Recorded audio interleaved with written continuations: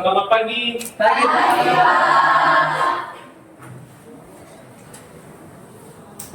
Apa kabarnya hari ini? Luar biasa.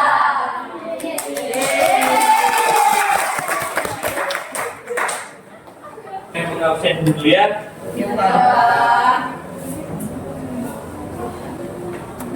Silakan Pring. Alpris. Nanias. Elsa. Leo. Dea. Ben. Vera. Rizka. Grace. Hadir Pak. Hadir Amy, Pak. Melda. Hadir Pak. Elas. Sakit Pak. Ada suratnya? Ada. Baik, sebelum kita memulai pembelajaran, kita sejenak berdoa. Kita menundukkan kepala, berdoa dalam hati masing-masing. Mulai.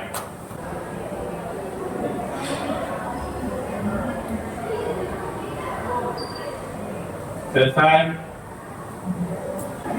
Baik, pembelajaran minggu lalu kita sudah selesai. Kita masuk pada bab 2, yaitu tentang persuasif, atau persuasi. Nah, persuasi ini nanti kamu akan memiliki tugas dalam bentuk kelompok, yaitu mengenai poster, membuat sebuah poster dan kamu telah nanti isi posternya. Nanti Bapak akan menyampaikan beberapa jenis poster dan kamu akan melihat nanti isinya apa saja yang ada di dalam poster itu sendiri. Nah, sebelum itu Bapak akan menjelaskan dulu apa itu teks persuasif. Sebelum masuk di materi, ada beberapa tujuan pembelajaran yang harus dicapai dalam materi ini.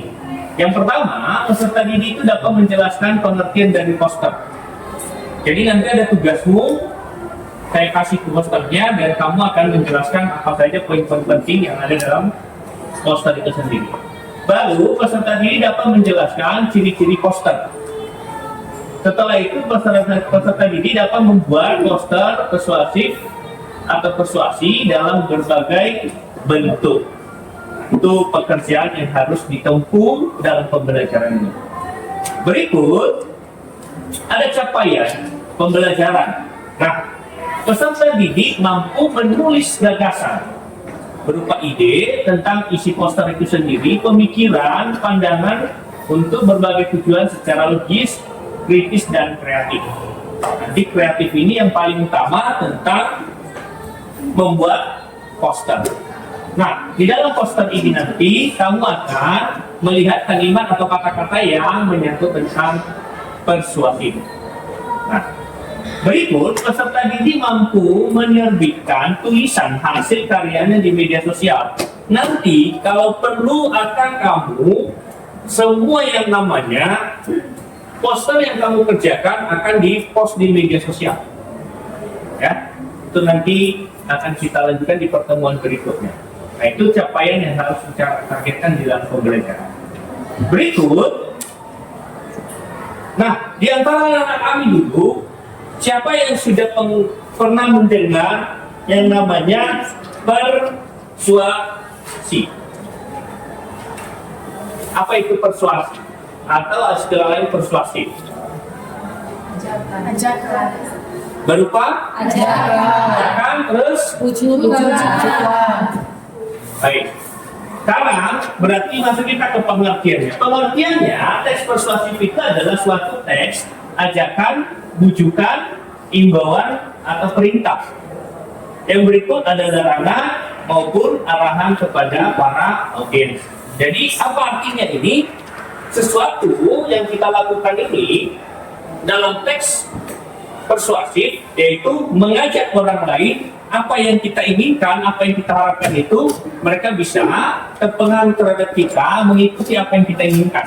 Terutama dalam ketika kita membaca sebuah isi teks mereka, kita bisa memahami dan mengerti. Itu dia. Nah, berikut tujuan dari teks ini persuasif adalah membujuk atau mengajak pembaca agar mengikuti atau melakukan ajakan. Jadi apa yang kita rasakan, apa yang kita lakukan itu, mereka bisa mengikuti keinginan kita. Nah, itu dia. Berikut, ciri dari teks persuasif biasanya di dalamnya terdapat kalimat kata-kata yang merupakan mengajak dan mempengaruhi pembaca. Jadi rata-rata nanti teksnya itu berusaha seorang penulis itu supaya terpengaruh apa itu dapat tercapai. Nah, itu dia. Apa contoh ajakan yang dilakukan banyak orang dalam penulisannya? Ada yang namanya kata, marilah, sebaiknya, marilah, mulailah, ayo, janganlah, dan sebagainya. Ini yang kalimat yang selalu dibuat di dalam sebuah kalimat setiap penulis. Itu menyangkut tentang pengertiannya. Berikut, teks persuasif ini adalah teks yang diawali dengan argumen.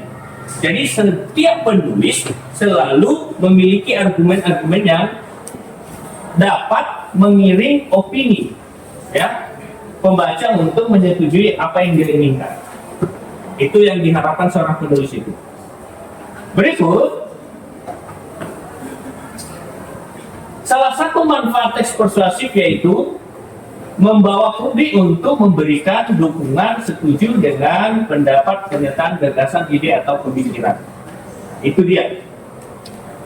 Jadi manfaatnya ini adalah membawa publik untuk memberikan dukungan setuju. Kalau orang sedang berargumen, dia punya pemikiran apakah dia setuju apa yang disampaikan orang itu atau tidak. Kalau dia tidak, berarti dia ada menolak. Jadi kebanyakan hal-hal seperti ini, orang-orang yang sedang berdebat di publik, apa yang dia lakukan yaitu menerima argumen orang atau menolak argumen orang. Jadi kebanyakan di sini di teks persuasif ini adalah orang-orang yang melakukan sesuatu hal, argumen mempengaruhi orang lain sehingga keinginannya itu dapat tercapai. Berikut, apa ciri-ciri dari kebahasan teks persuasif sendiri? Ada beberapa hal. Yang pertama, kata-kata istilah, kata-kata yang teknis yang terkait dengan topik. Ada istilah-istilah kata, ya, tertuang di dalamnya. Terus konjungsi atau pilihan kata-kata yang penghubung, ya. Nah, kata penghubung yang sering digunakan ada sebab, akibat, karena, dan lain-lain sebagainya. Nah, terus yang berikut kata penunjukan. Baru kata imperatif atau persuasif. Nah, kata persuasif ini kebanyakan berupa ajakan kepada orang lain. Nah, apa struktur teks persuasif? Strukturnya terbagi dari 3 jenis. Ada pengenalan isu, baru argumen, dan ajakan.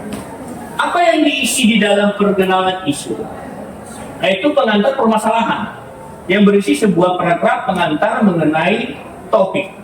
Nah, yang keduanya adalah berisi argumen yang berupa fakta, data-data alasan, dan pernyataan penulis. Sedangkan ini, disinilah digunakan kata-kata ajakan tadi, mengajak orang, mempengaruhi orang atas keinginan kita sendiri. Ya, apa yang kita inginkan dalam tulisan itu sendiri. Berikut kalimat fakta dan opini. Di dalam kalimat persuasi, ya, ada yang menggunakan kata fakta dan opini, mencari fakta. Nanti ada tugas-tugas secara pribadi nanti tentang ini mengenai fakta dan opini. Siapa yang tahu tentang fakta dulu? Apa itu fakta? Sesuatu hal yang akan terjadi. Sedangkan opini? Contoh kalimatnya. Kalimat opini. Hari ini sedang saya belajar. Atau salah? Salah. Itu berupa kata fakta. Kalau opini, besok akan saya pergi ke setelah. Berarti kata akan itu merupakan hal yang tidak tentu iya atau tidak. Nah, jadi itu yang bisa membedakan. Nanti pekerjaan begitu. Nah, fakta adalah perihal yang telah terjadi berdasarkan data atau maupun kenyataan. Nah, sedangkan opini merupakan suatu pendapat, gagasan, ide, pandangan. Jadi yang namanya opini, pendapat-pendapat orang itu sebuah opini. Yang menurut pendapat saya, menurut pendapat ini, belum tentu ada kebenaran. Nah, kapan opini ini dinyatakan benar? Ketika kita memiliki bukti. Jadi contohnya sekarang, besok akan terjadi gempa. Belum tentu terjadi, tapi kalau besoknya langsung terjadi gempa, berarti itu sebuah oke ya. Berikut, menggunakan teks persuasif dalam bentuk poster. Ini yang kita kerjakan setelah ini. Dalam bentuk ya. Nah, di sini poster merupakan contoh bentuk teks persuasif yang menarik karena berupa gabungan antara bahasa, angka, simbol, gambar, dan jadi di dalam mendesain sebuah poster harus memiliki syarat-syarat tertentu. Nanti kita akan membahas bagaimana apa syarat-syaratnya. Jadi dalam poster itu ada berupa angka, gambar, dan kata-kata. Nah, poster dapat juga dikatakan sebagai media informasi. Kebanyakan di luar sana, poster ini digunakan sebagai sarana untuk mempublikasikan berbagai hal. Contohnya ada kuliner, terus ada poster tentang calon anggota DPRD. Nah, mereka punya baju-baju besar. Ya, itu bagian-bagian poster. Nah, berikutnya tujuannya mengajak atau mempengaruhi orang lain apa yang dia kehendaki. Kalau dia kuliner, dia mempromosikan makanan yang dia sajikan supaya orang tertarik dan terkenal semua makanan yang ada yang dia sajikan. Itu yang ditargetkan. Nah, di dalam membuat poster itu didesainlah dengan berbagai kombinasi gambar dan warna. Tapi di dalam sebuah poster itu rata-rata diusahakan supaya warnanya jelas, bahasanya jelas, singkat dan padat. Sehingga tidak juga terlalu mencolok, tapi dia benar-benar bisa dimengerti orang lain. Begitu. Nah, di sini ada ciri-ciri poster. Yang pertama itu gambar informasi informatif, kreatif sesuai dengan tema. Ini ciri-cirinya. Yang pertama itu gambarnya ada yang informatif, terus kreatif, mendesainnya. Nanti pekerjaanmu itu dalam tugasmu itu kreatiflah membuat sebuah poster dengan baik, baru sesuai dengan tema. Berikut warna. Nah, ada berbagai poster yang tidak menarik. Karena apa? Warnanya tidak kompak dan mencolok. Nanti di poster ini kamu akan melihat dari segi warna, apakah warnanya mencolok atau tidak, sesuai dengan diharapkan poster ini atau tidak. Itu yang kamu kerjakan. Ya, jadi ini sebuah penilaian terhadap poster yang sudah ada nanti. Yang berikut, bahasa singkat, padat, jelas, dan efektif dan persuasif. Apakah di dalam teksnya ini kalimat yang sudah mereka buat, ya, itu mengandung persuasif atau tidak? Nah, atau kalimatnya itu jelas atau tidak, efektif atau tidak, atau jangan-jangan bahasanya itu bertele-tele, tidak dimengerti oleh orang lain. Nah, ini yang kamu akan teliti nanti. Berikut kombinasi gambar, angka, kalimat, dan simbol. Nah, ini kombinasi. Di dalam posternya nanti akan kamu melihat bagi sejauh mana kombinasi yang mereka buat. Gambar-gambarnya bagaimana, bentuk gambarnya sesuai dengan apa yang diharapkan. Jangan nanti yang dia promosikan tentang kuliner, gambarnya tentang orang olahraga. Jadi itulah kombinasi tadi. Ya, dilihat dengan gambar sesuai dengan teks yang diinginkan. Itu dia. Contoh poster ada beberapa jenis nanti. Ada layanan masyarakat, baru ada niaga, bisnis produk, ya jual makanan, minuman, atau ada snack-snack ringan. Baru ada kegiatan, entah kegiatan pemilihan pengurus OSIS, ya, atau kegiatan-kegiatan ekstrakurikuler lain. Nah, itu bisa menjadi sebuah poster. Berikut ada beberapa jenis poster. Ini ada poster mengenai tentang kesejahteraan masyarakat Indonesia.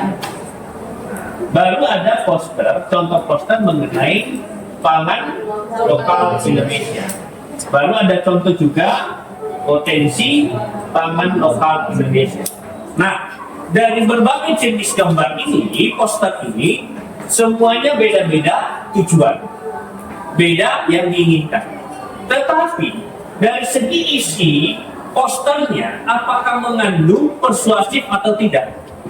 Tadi persuasif mengajak orang, mempengaruhi orang, terus apa? Membujuk orang. Jadi di dalam teksnya ada nggak kalimat yang sama? Contoh dari sini, sejahterakan masyarakat Indonesia. Ini berupa apa? Tentang isinya mempertahankan pangan lokal, sejahterakan masyarakat Indonesia. Berarti isinya menyangkut tentang apa? Mempengaruhikah? Mengajak orang lain? Mengajak. Berarti membudayakan pangan lokal Indonesia itu untuk lebih baik ke depan meningkat. Ya. Baru di sini pangan lokal Indonesia ini berupa apa? Hanya sekedar informasi. Ada kalimat mengajak? Iya. Ini dia. Jadi di poster seperti ini nanti kamu melihat itu. Berikut potensi pangan lokal di Indonesia. Ini merupakan ajakan atau tidak? Bukan, berarti berupa apa? Informasi. Sama seperti yang kedua. Lanjut. Nah, ini pekerjaanmu dalam kelompok.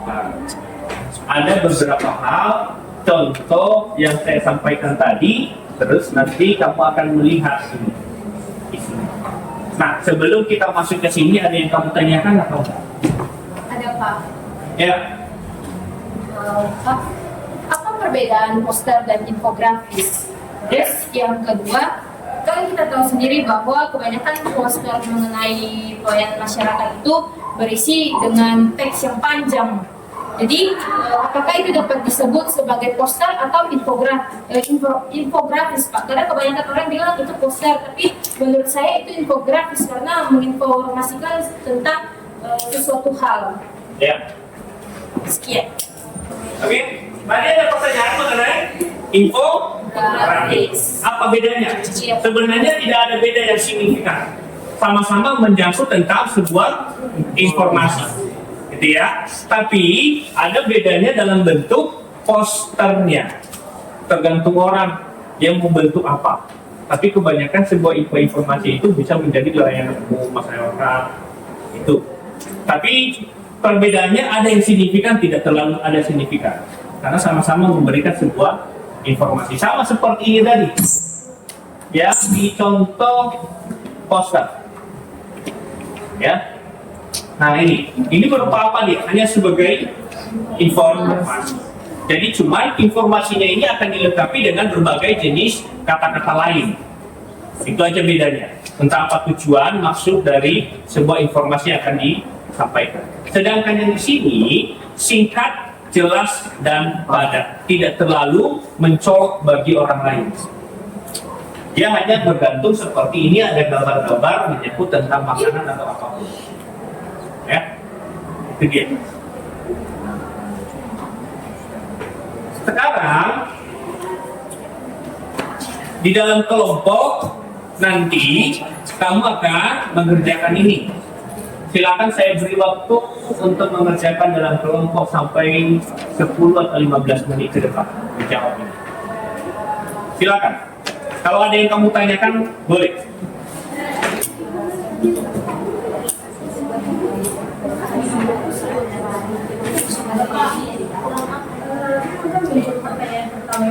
Ya. Karena di situ kan mereka yang telah memenuhi syarat, sedangkan di tangan kami itu masih Ya, nilai-nilai yang ada di situ, nanti kamu akan bergantian poster dengan kawanmu kalau lain.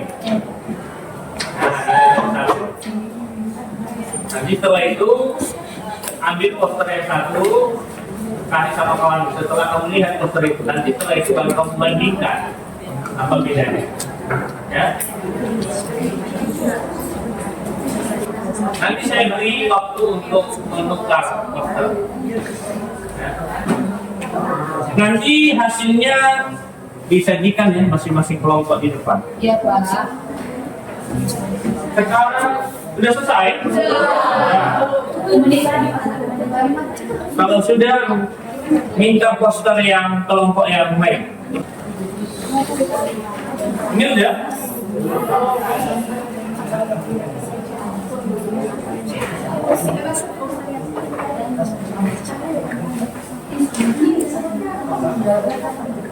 Mana yang sudah selesai? Ini sudah? Ini. Sudah?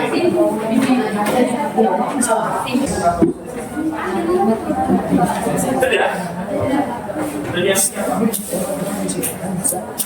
Yang mana? Yang sudah di ini sudah dalam video. Sudah selesai kalian kan? Nih. Ada 2 poster clear? Itu suka, Pak.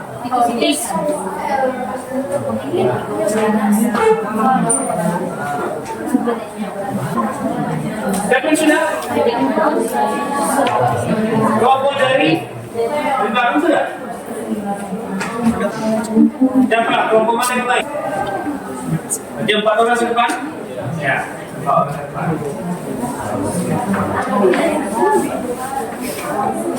Ya, diperhatikan yang lain.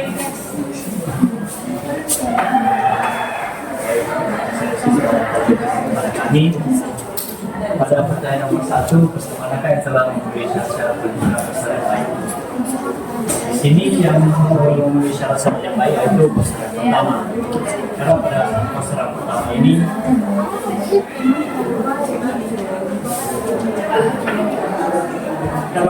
pertama ini dia menjadi pengalaman yang aktif, informatif, dan juga yang sesuai dengan temanya yaitu ada baca buku. Lanjut, pada yang kedua yaitu warna yang kontras dan mencolok. Karena warnanya ini ada warna gelapnya dan ada warna terangnya yang membuat poster ini dapat poster ini mencolok dan juga enak dilihat.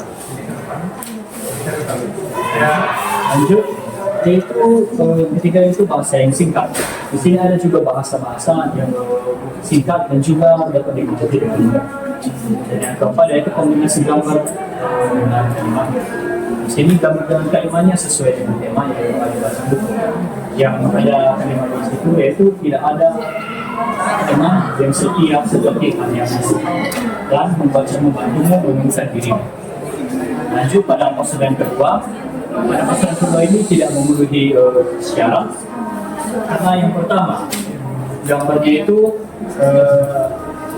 tidak sesuai dengan tema karena pada kalimatnya di situ dikatakan pelajarilah alam, sedangkan yang dinamakannya di sini adalah bumi dan juga alam semesta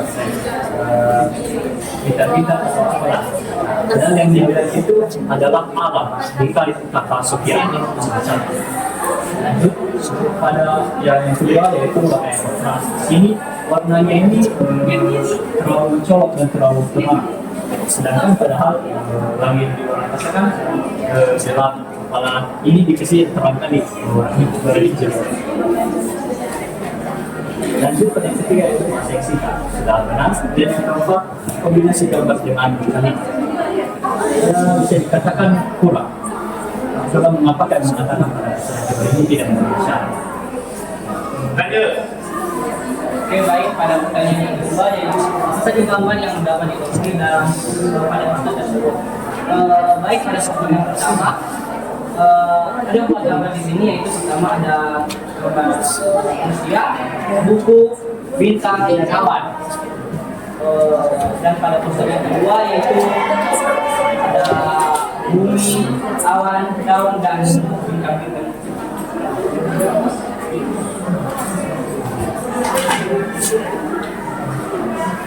Pertanyaan ketiga, apa kalimat yang kamu temui pada posternya?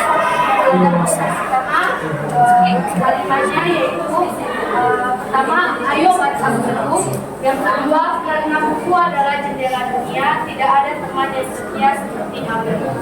Dan kalimat yang ketiga yang kami temui pada poster pertama ini yaitu membaca membantumu menemukan dirimu. Lalu pada poster kedua kami menemukan kalimat yaitu pelajari alam, cintai alam, tetap dekat dengan alam. Baik, saya akan menjelaskan keempat. Kira-kira bagaimana hubungan antara gambar dan kalimat yang ada dalam poster? Pada poster pertama ini, hubungan kalimatnya itu dengan hubungan gambar dengan kalimat yang dalam poster. Contohnya, ayo baca buku. Ketika kita membaca buku, pasti kita ketahui bahwa buku itu adalah jendela dunia. Nah, pada saat kita mengetahui kalimat itu adalah jendela dunia, pasti menggambarkan sebuah bintang yang dimana kita memiliki cita-cita yang sangat tinggi di dunia. Kemudian tidak ada teman yang setia seperti halnya. Iya, karena buku, walaupun buku itu tidak kita buka, tidak kita baca-baca, kadang kita buang kalau proses, tapi dia tetap setia bersama kita. Kemudian pada gambar yang kedua, gambar yang kedua ini tidak sesuai dengan kalimat. Mengapa? Karena yang dikatakan di sini adalah pelajari alam, cintai alam, dekat dengan alam. Sebenarnya kita ketahui ini bukan alam tapi bumi. Kalau bumi itu ada manusia, ada hewan, ada tumbuhan. Namun kita alam, tapi nggak ada dikatakan misalnya orang, tapi gambarnya begitu. Itu yang membuat kami yang membuat pendapat kami bahwa poster ini tidak sesuai dengan syarat-syarat penyusunan poster. Terima kasih.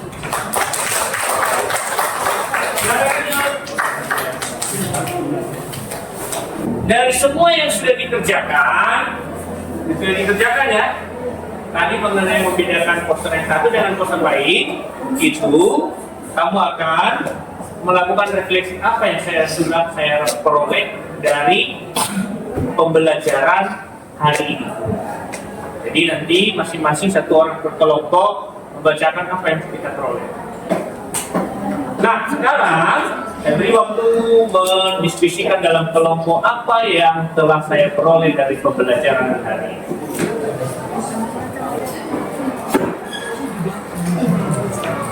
Baik, yang kami ambil dari kegiatan ini yaitu satu, kami mampu membedakan poster yang bertulis syarat. Yang kedua, kami dapat mengetahui kalimat persuasif, yang dimana di dalam kalimat ini, di dalam poster ada poster yang mengajak dan ada poster yang masing-masing. Kemudian yang ketiga, kami dapat memahami bahasa dari kalimat, poster, serta dengan kalimat. Kemudian yang keempat, kami dapat mengetahui opini dari fakta. Dan yang kelima, kami dapat membedakan di mana poster, di mana poster beserta di mana yang poster bergerak.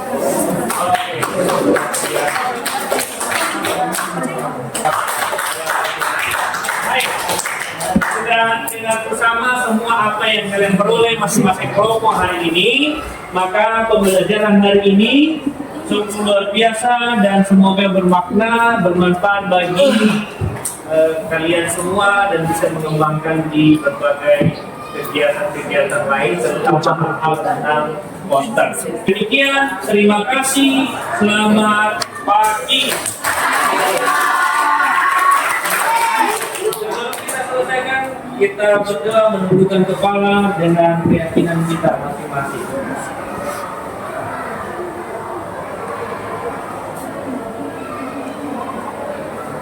Selesai.